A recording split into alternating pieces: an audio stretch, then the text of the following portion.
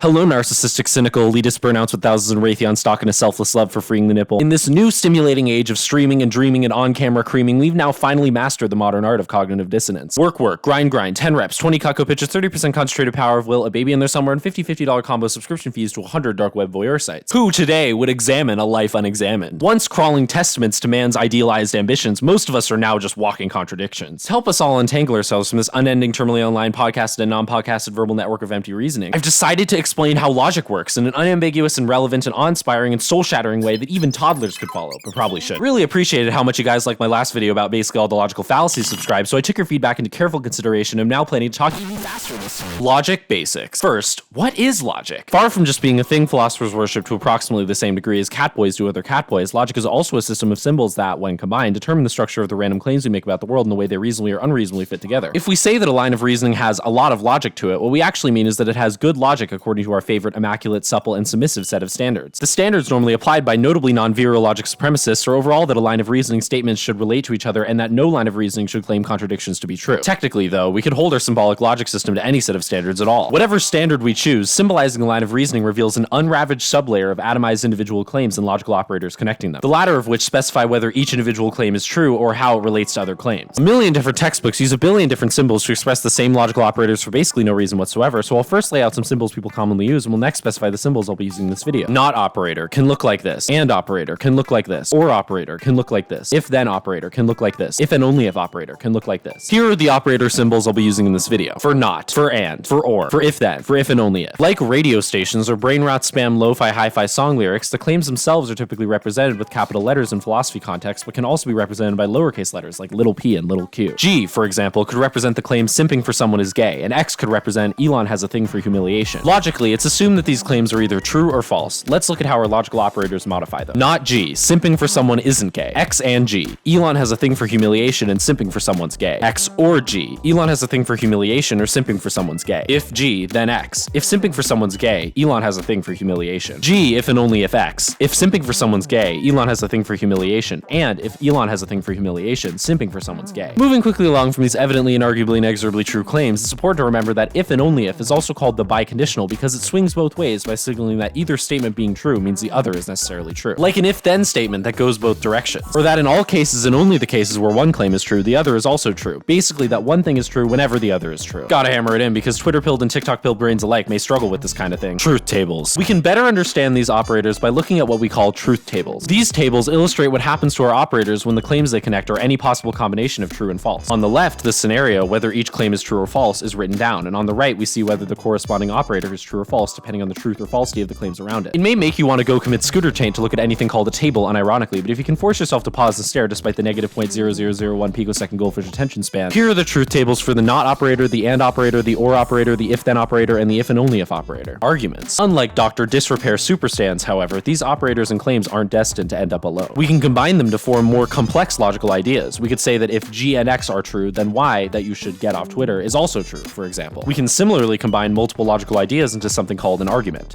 These are mysterious things. Many of you have heard the name argument in passing, whistling through leaves in the evening, dashed over rocks and nearby plastic-filled streams. To you I bestow this ancient understanding of point-proving methods few ever achieve, mostly because few really care, and honestly, can you blame them? Either way though, here's what arguments, at least philosophically, rhetorically, or officially, are supposed to be. In an argument, you're supposed to have a set of claims called premises that directly show, via at least one system of logic, some conclusion you've aimed to prove. Technically, it's possible to accidentally prove something via argument with the right combination of lean and or cuisine, but the most useful techniques probably align intention with the results here. So, what do you use a so-called argument for? Can you melt it for scrap metal? Rib it well for her pleasure? Post Cuphead fanfics to it? The real answer lies in the substance beneath, the being under the nothingness, the meaning under the actual. Arguments are packages for ideas you believe in, structure that endorses your point, order maybe prescribing disorder. Boring, enormous, vital for survival, easy to disregard. You need them, but you don't. They definitely need you. Okay, so an argument is a group of premises that you put in front of a conclusion. Bazinga, lo hicimos. You did it. Premises, conclusion, congrats, your point's proven. Oh wait, that's not right. Something's wrong. Since Shane Dawson is bi, and bi people aren't gay, Shane Dawson, Jojo Siwa, if and only if Daniel Prada. Arguments don't work without logic behind the logic. What bait should I use to trap a good argument? An old Bo Burnham song? It's sad, but to have a good argument in the first place, you'll probably need to create one. Don't look in the mirror realm bidet or on speedrun.com. A good argument comes from the ability to create a good argument. But where does this ability come from? Let's look at the way our logical operators interact, at the logic rules determining good arguments. Master these and you'll instantly seduce 100r/politics anarcho-communist pro-weed tradcat paths, a what, why is non-binding and statistically opaque guarantee. Here they are, the rules of classical logic, the guidelines that tell you which arguments make sense and which are boring piles of meaningless slop. Each rule tells you an argument form you're allowed to use, with big letter claim symbols representing any claim you want. You can even substitute logically connected claims like if D then E or D and E for those big letter claim symbols to form even more complex lines of reasoning. These rules are super versatile, but also rigid and frigid and infertile at first glance, so let's look at them all under a microscope in their petri dish home, starting with the argumentative forms of inference. Rules in this category tell us if we know one or more things are true, we can infer one or more other things to be true. Modus ponens. We know that if P, then Q, and that P is true. This means that Q must also be true. As a one-time clarifying reminder, this argumentative form of inference says that if P then Q is true and P is true, then we know that Q is also true. Argumentative forms of inference in general, then, are just if-then statements in which we list sets of true if statements that directly correspond to a useful and separate true-then statement. Funnily enough, you may notice that modus ponens being true is actually necessary to use these argumentative forms of inference at all. We know or we assume modus ponens is true, and we assume that the first set of statements listed in any of these argumentative inference rules is all true, so the thing the argumentative inference rule wants us to conclude is then also true. Weird stuff. Now an example to illustrate. If you're Trishapatis, you've flown out of a Floptropican International Airport. You're Trishapatis, so it makes sense you've flown out of a Floptropican International Airport. Modus tollens. We know that if P, then Q, and that Q is not true, so P is also not true. If you're in Ohio, you're cooked. You're not cooked, so it makes sense you're not in Ohio. Disjunctive syllogism. We know that either P or Q is true, and that Q isn't true, so P must be true. Alternately, if we know that P or Q is true and that P isn't true, we know that Q must be true. We know that you're either the Lorisler or the Onceler. You're not the Onceler, so it makes sense that you're the Lorisler, or you're not the Lorisler, so it makes sense that you're the Onceler. To be clear, in classical logic, the OR operator is always what's called an inclusive OR an OR that indicates either P is true, Q is true, or both P and Q are true. Basically, in that OR is the same as and OR. Exclusive OR, often used in everyday conversation, indicates that either P is true or Q is true, but not both. Pretend I say or both after every logic-related OR statement in this video. Simplification. Yes, that is the real way professional and non-professional philosophers abbreviate this one. We know that both P and Q are true. That means P is true. KSI is controversial and Logan Paul is controversial. This means that KSI is controversial. Conjunction. We know that P is true and we know that Q is true. That means P and Q as a statement is true. We know that Tumblr users are gay and we know that Keemstar lovers are gay. That means that Tumblr users and Keemstar lovers are gay. Hypothetical syllogism. We know that if P then Q is true and that if Q then R is true. That means if P then R is also true. If she breathes, she's a thought. If she's a thought, she won't want to be your Roblox girlfriend. That means if she breathes, she won't want to be your Roblox girlfriend. Addition. We know that P is true, so it makes sense that P or Q is true. We know that Onision's a crazy lolcow, so it makes sense that Onision's a crazy lolcow, or that vegan teacher just stole the Declaration of Independence. This might seem confusing. Why can we just know that the OR operator is true when it connects something true to something random and unrelated? In some logic systems, this rule isn't allowed in this form, but in classical logic, it's allowed because any OR operator will be true when at least one of the claims it connects is true. We can motivate this thinking with a real-life conversational example. Imagine I say, I bet $10 that either the sky is currently the exact hue used for the world's pinkest pink, or you're wearing a Pokemon print thong. If you're wearing a Pokemon print thong, you lose the bet and the first part of the OR statement doesn't matter. Constructive dilemma. We know that P or Q is true, that if P then R is true, and that if Q then S is also true. Given all that, it then makes sense that R or S is true. My friends are either playing Minecraft or Fortnite. If they're playing Minecraft, they're Yada Chads. If they're playing Fortnite, they're Beta Cucks. That means that my friends are either Yada Chads or Beta Cucks. Next, we'll look at the valid equivalence forms, or the rules of replacement. As you might expect, these rules are different in that they don't tell you a new statement you can conclude given previous information, but instead tell you when you can replace something with something else because one expression is equivalent to another. As opposed to argumentative forms of inference or if-then argumentative rules assuming modus ponens is true like before, these rules of replacement are equivalence rules telling you certain statements are if and only if equivalent to others and can be switched out for those others when needed. Pay close attention here. First, double negation. P is the same as not P. In 2034, Baba Vanga has predicted a famous mukbang YouTuber will Freudian slip that they've not groomed someone, meaning they'll have said that they've in fact groomed someone. De Morgan's theorem. Not P and Q is the same as not P or not Q, and alternately, not P or Q is the same as not P and not Q. It's not true that I've been to both TwitchCon and CBTCon. Another way of saying that is I either haven't been to TwitchCon or I haven't been to CBTCon, or I haven't been to either. I haven't been to either TwitchCon or CBTCon. Another way of saying that is I haven't been to TwitchCon and I haven't been to CBTCon. Commutation. P or Q is the same as Q or P, or alternately, P and Q is the same as Q and P. Super simple, if and only if, applying logical equivalence works the same way. Saying vaguely that I either attend Hustlers University or have a crippling gambling addiction is the same as saying vaguely that I either have a crippling gambling addiction or attend Hustlers University. Association. P or Q or R is the same as P or Q or R, or alternately, P and Q and R is the same as P and Q and R. Also really simple and also works with if and only if. Saying that you're a special online content consumer or a serial adult material purchaser or a top-tier OnlyFans subscriber is the same and just as awkward and creepy as saying that you're a special online content consumer or a serial adult material purchaser or a top-tier OnlyFans subscriber. I guess this one isn't really that conversationally common. Distribution. P and either Q or R is the same as P and Q or P and R, or alternately, P or both Q and R is the same as P or Q and P or R. My roommate is a Reddit mod and he's either a pyromaniac or a pyrosexual. That's the same as saying my roommate is either a Reddit mod who's a pyromaniac pyromaniac, or he's a Reddit mod who's a pyrosexual. My roommate is either a pyrosexual or both a Reddit mod and a pyromaniac. That's the same as saying my roommate is either a pyrosexual or a Reddit mod, and that he's also either a pyrosexual or a pyromaniac. Contraposition. If P then Q is the same as if not Q then not P. If you've spent lots of life on kick, you'll experience chronic testicular torsion after age 50. That's the same as saying that if you don't experience chronic testicular torsion after age 50, you won't have spent lots of life on kick. Implication. If P then Q is the same as either not P or Q. If you or a loved one has been diagnosed with mesothelioma, you may be entitled to vivantial under the table copulation. That's the same as saying that either you and your loved ones have never been diagnosed with mesothelioma, or you may be entitled to vivantial under the table copulation, or both. Exportation. If both P and Q then R is the same as if P, then if Q, then R. If you're driving and you've welded a flat screen TV playing Cocomelon Baby Shark animation to your windshield, you finally transcended humanity. That's the same as saying that if you're driving, then if you've welded a flat screen TV playing Cocomelon Baby Shark animation to your windshield, you finally transcended humanity. Tautology. P is true, which is the same as saying P and P is true, and also that P or P is true. This is super simple. P if and only if P is true too by definition. As an ancient scholar once said, I have snades. Saying those three words is the same as saying I have snades and I have snades, and is also the same thing as saying I have snades or I have snades. Equivalence. P if and only if Q is the same as if P then Q and if Q then P, and is also the same as P and Q or not P and not Q. Joji is the same as the guy behind Filthy Frank. This is the same as saying that if it's Joji, it's the guy behind Filthy Frank, and if it's the guy behind Filthy Frank, it's Joji. It's also the same as saying, in general, that it's either Joji and the guy behind Filthy Frank, or it's not Joji and not the guy behind Filthy Frank. Proofs. In classical logic, you can use mini-proofs to add new premises to the set you already have. There are two basic types. Conditional proofs. Assuming P, we find that Q is also true in all cases. This means that we have the additional premise, if P, then Q. Assuming Gabby Hanna apologized, we find that in all cases she's done at least one new weird thing. This means that if Gabby Hanna apologized, she's done at least one new weird thing. Here's an example of a conditional proof used in a classical logic problem alongside some of the rules previously discussed. Indirect proofs. Assuming not P, we find a contradiction in all cases. Since contradictions are not allowed in classical logic, we conclude that P is true. Assuming that Amber Heard probably didn't do bad things, we'd logically deduce from her broadcasted testimony that she'd need to have both acted extremely guilty and not acted extremely guilty for this to make sense. Since that's a contradiction, Amber Heard probably did bad things. Here's an example of an indirect proof used in a classical logic problem alongside some of the rules previously discussed. Predicate logic. Lastly, we look at the most complex logic rules so far. Predicate logic involves the structure of individual claims rather than just how full claims relate to one another. The full claim symbolic system doesn't always succeed in illustrating what seem to be valid arguments. As an example, if we represented all Twitter users are loud and weird with A, Ben Shapiro uses Twitter with B, and Ben Shapiro is loud and weird with G, A is true and B is true means G is true doesn't express anything very clearly. We want a system that can clearly express this type of argument by illustrating not only the truth of an atomized claim, but also the properties each claim ascribes to each subject it mentions. A system that can clearly illustrate the reasoning behind the argument, all Twitter users are loud and weird, and Ben Shapiro uses Twitter. That means that Ben Shapiro is loud and weird. Predicate logic does this by first giving us a way to logically represent a subject like Ben Shapiro having properties like being loud and weird. To do this, we represent Ben Shapiro is loud with big L little b, Ben Shapiro is weird with big W little b, and follow this pattern with other similar claims. Classically, Abby is a trad wife can be represented like this. Amy Schumer is unfunny is represented like this. You get the idea. Next, we can use our original logical operators to modify any of these sort of more complex claims. We can put an or operator between these two, or an if-then operator between these two. Our logic rules from before work basically the same way. This being said, there's still one more twist to introduce: universal and existential quantifiers. A universal quantifier like parentheses x can be used to state that all things x have some property given to them. For example, all things vibrate rhythmically, or parentheses x big V little x. An existential quantifier like backward ex can be used to state that there exists some x with the property specified. For example, there exists some things unworthy of the piss closet, or parentheses backward ex big U little x. This parentheses format is necessary around whatever all things x or there exists x claims you make. To restrict the domain of x a bit more from all things, you can add constraining properties with and or if then or other logical operators. For example, all molecules in a vibrator vibrate rhythmically, or parentheses x parentheses if big M little x then big V little x. Maybe easier to understand that as saying, if out of all possible things x is a molecule in a vibrator, x vibrates rhythmically. We can do the same for there exists claims, as with there exists Discord mod hazing rituals unworthy of the piss closet, or parentheses backward ex parentheses big D little x and big U little x. This says that there exists things that are both Discord mod hazing rituals and which are also unworthy of the piss closet. We can now make much more complicated logic statements using this type of construction, combining ands, ors, if-thens, if and only ifs, and nots to modify our basic subject and property claims. Adding a not to before the first set of parentheses, by the way, means not all x have these properties, or there doesn't exist any x that have these properties. Adding it to the full expression after this first set of parentheses, however, means for all x, it's not true that blah blah blah, or there exists x for which is not true that blah blah blah. Now that you've seen how predicate logic works at a basic level, you can learn its 7 main rules. The first 4 are if-then rules of argumentative inference, like the first 8 logic rules. They say that given certain true premises formatted a certain way, we can draw a potentially useful conclusion in each case. Universal instantiation. For all things x, some modification of x is true. That means that the same modification of a for some specific thing a or for some arbitrary thing y is also true. For all things x, if x is goth, x is freaky. That means that if We Fit Trainer is goth, she's freaky, or if anyone or anything is goth, it or they are freaky. To be clear, you can only use this rule on an entire expression involving only some universal quantifier quantifier x and no other universal or existential or specific quantifiers. If the expression contains any quantifier other than the universal quantifier specified at the front, this rule can't be used. Universal generalization. Some modification of y is true for some arbitrary y. That means that for all things x, the same modification of x is true. Here, x is considered what's called a quasi-variable, which might sound confusing, but the idea here is basically just that y represents an arbitrary thing from the domain of all possible things, restricted already by the properties given to y. Using the UG rule and adding the parentheses x just specifies the claim that for all things x, the properties that were ascribed to y are ascribed to all possible things x, restricting the variable that could be all possible things to things that have the specific properties in the expression. If y is a person at alpha male boot camp, y is emotionally repressed. That means that for all things in the universe, if that thing is a person at alpha male boot camp, that thing is emotionally repressed. It's important to remember that we can't use the UG rule if the original expression applies to one specific subject, like that pencil or Ted Cruz, because one specific subject's properties can't be generalized to all things in the universe. Existential instantiation. There exists x such that some modification of x is true. This means that the same modification of y for some arbitrary thing y is also true. Similarly to universal instantiation, we're just moving from the higher up and less direct claim that there exists some x that satisfies the given properties to saying y, which is some arbitrary thing restricted by what's claimed in the expression, has these given properties. The distinction is subtle. After performing EI, we stop claiming that there exists an x with these given properties and claim instead that a non-specific y is subject to the constraints of the claim itself has these given properties. This is super crazy nuanced and will come up again later. There exists at least one thing or person in the universe x that has watched BoJack Horseman without an ounce of self-reflection. That means that this arbitrary thing or person y I'm pointing out in my symbolic statement has both watched BoJack Horseman and done so without an ounce of self-reflection. If the specifics of this stuff are still not clear, go back and rewatch this part till you get it. Existential generalization. Maybe the easiest of these. If y is some quasi-variable or a is some known thing with certain properties, there exists some x with those exact properties. There's an arbitrary amount of OG YouTubers who don't really upload anymore, or the Computer Nerd 01, an OG YouTuber who doesn't really upload anymore. That means that there exists at least one OG YouTuber who doesn't really upload anymore. Rule restrictions. It's important to discuss that these rules don't always apply. Here's me rapid fire hammering out their 5 main restricting cases. 1. You can't use the fact that a thing with certain properties exists to claim with EI that anything at all like that lamp or gumbo has those properties. 2. Each time you use EI with a quasi-variable, you need to use a different quasi-variable so you're not claiming 2 different unrelated categories both apply to the same, in fact, unrelated thing. 3. Like I said before, just because an Omegle e-girl said she loves you once doesn't mean you can use UG to say everyone e.g. those e-girl Twitch min-maxers do too. 4. Just because there exists a couple pro-weed Charlie Kirk stands doesn't mean you can use UG to say all Charlie Kirk stands are pro-weed. Lastly, 5. Using EI poisons quasi-variables, making it so you can't use UG on them for the rest of the proof. Drat. Alas. At least with assuming a quasi-variable premise, the variable is only poisoned until after the mini-proof. To quickly explain why these two sides of the same restriction occur, we can remember that EI is basically going from there exists x with these properties to an arbitrary y has these properties. Since we're talking about an arbitrary y, it makes no sense to say that an arbitrary y having those properties means all things have those properties. EI poisons the quasi-variable because it isn't saying the same thing as UI or universal instantiation would be, that any arbitrary thing has those properties. Also, the reason an assumed premise will poison the quasi-variable used, that we don't know whether it's a universal quantifier quasi-variable or an existential quantifier quasi-variable. Since we don't know, we can't use it to show that all things have its properties, like UG requires. Between these two quasi-variable types, then, the difference is that one indicates that an arbitrary thing has the given properties, and the other indicates that any arbitrary thing has these properties. Subtle, but detectable. Hope that clears some things up. Okay, lastly, we'll just go through a couple more simple predicate logic rules. Quantifier negation, basically just saying that you can replace certain predicate logic sentence structures with other ones. Here they are, go, go, go. Saying not all x don't have these properties is the same as saying there exists x that have these properties. Not all things aren't furries who use a litter box is the same as saying that some furries use a litter box. Saying there doesn't exist x that don't have these properties is the same as saying all x has these properties. There don't exist any non-Mobius strip Earth believing people is the same as saying that every person is a Mobius strip Earth believer. Saying all x don't have these properties is the same as saying that there doesn't exist x with these properties. All things aren't well-delivered and well-reasoned advocacy coming from a place of genuine care is the same as saying there doesn't exist well-delivered and well-reasoned advocacy coming from a place of genuine care. Saying there exists x that doesn't have these properties is the same as saying not all x has these properties. There exists things that aren't hollow attention seekers is the same as saying not all things are hollow attention seekers. Last one, identity rule and identity reflexivity. Classical logicians sometimes don't know what to do when one thing is also another thing, so they made a rule saying that when one thing is the same as another, you can substitute either one for the other. Basically, if P and F are different labels for the same thing, you can interchange them. Here's a full logical proof as an example. Sometimes, though, it turns out that we need to explicitly say that one thing equals itself to prove a result. This gives us the identity reflexivity case, where at any point, no matter what the previous statements were, we can insert the following thing. Here's a very rare example of this rule being genuinely useful. Let's go! You did it. You finally completed the full logic experience. Now you never have to use any of this logic stuff again. Just kidding. Go spam Hypixel chat and core Reddit threads and Instagram DMs about everything you learned in this video. Also, be sure to subscribe with notifications on for whatever I said in this video and whatever I said or will say in my other ones. Give this video a like if you enjoy clicking or tapping or teabagging buttons, and leave a comment for the algorithm telling me ways you've seen people use or misuse or overuse any logic rules or fallacies or whatever. Just write anything at all. I love to read them for some reason. It's really cool how much my channel's grown in literally a month, so thank you guys a ton for that. I'm gonna have a bunch of weird, insane, I don't know how to describe it stuff lined up for the near future, so batten down the hatches, close your eyes, open your mouth, start your engines for that too. Logic will potentially be involved, but no promises. Also, same disclaimer as my last video. Always remember that logic doesn't mean everything. Go touch grass or people who live in glass houses consensually instead of bickering forever with faceless narcissists pretending you're a flawless argumentative creature. As someone who's seen a lot of random philosophy and non-philosophy, life's more than whatever argument comments we make. Remember to do all the commenting, subscribing, notificationing, liking, unwinding, non-fighting, mental vacationing stuff I said. Bye.